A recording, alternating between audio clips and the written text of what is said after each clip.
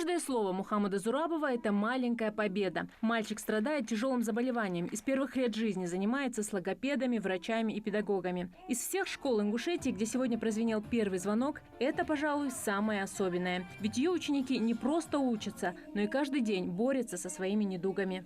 Ты в первый класс идешь? Да. Будешь хорошо учиться? Да.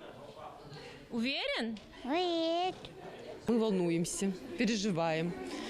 Но я вот убедилась, мы уже как год ходили сюда, в эту школу, подготавливались. То есть, и я убедилась, что здесь очень хорошие учителя, которые имеют подход к таким детям. Почетная миссия сегодня у Ахмеда Елизарова. Он вместе с первоклашкой дает старт новому учебному году в центре.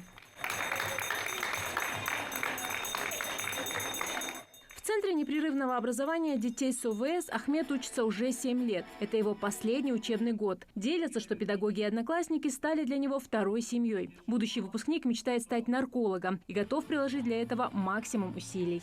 Школа красивая, мне нравится учиться. 5 месяцев, как я своих друзей, одноклассников, учителей никого не видел. Скучал дома, вообще интересно не было. Вот сейчас пришел в школу, как-то так интересно стало. В торжественной и праздничной обстановке прошла первая линейка. Сегодня в центре двойной праздник. Это День знаний и 10 лет со дня открытия учебного заведения.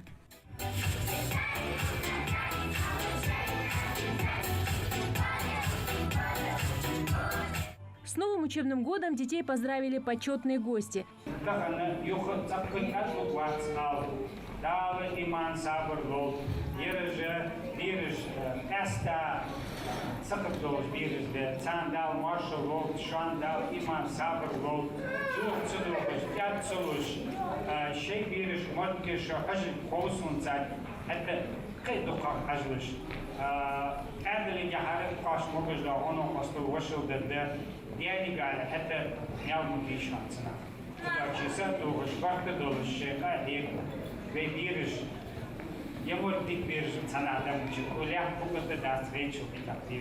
Руководитель центра Ахмед Цычуев отметил, что капремонт корпусов стал настоящим подарком для коллектива и воспитанников. Напомним, что здание просело в почву, и в связи с этим произошли разрывы коммуникационных и электрических сетей. Глава региона держал этот вопрос на личном контроле.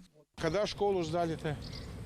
В 2014 году. В 2014 году. Вот через, получается, 9 лет мы по новой должны делать школу. Знаете почему? К делу не относится ответственно. Могуш буаш бириш, хадия хамди, могуш буаш. Ахидам дал бахба, но кхелам хоггисан. Но сейчас все проблемы в прошлом. Все помещения, включая учебные классы, душевые, санузлы, бассейн, столовую, полностью отремонтированы. Обновлены системы отопления и видеонаблюдения. Также закупили оборудование, необходимое для учебного процесса и реабилитации детей. Практически, можно сказать, в ручном режиме глава республики довел этот вопрос до проведения капитального ремонта. И сегодня мы увидим, что наш центр уже обрел новый вид. Здесь практически произошла полная замена коммуникаций. Внутренние косметические работы произошли, капитального характера были работы.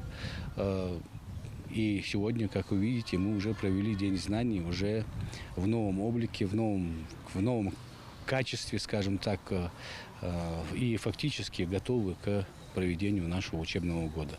Ремонтные работы завершены. Осталось поработать над уютом, и можно окунуться в учебный процесс с головой. Для особенных детей важен психологический комфорт. Педагоги готовы погрузить своих воспитанников в атмосферу, которая будет способствовать развитию их потенциала, уверенности в себе и собственных силах. Зарема Ивлоева, Мухаммад Яндиев, Магаз 24.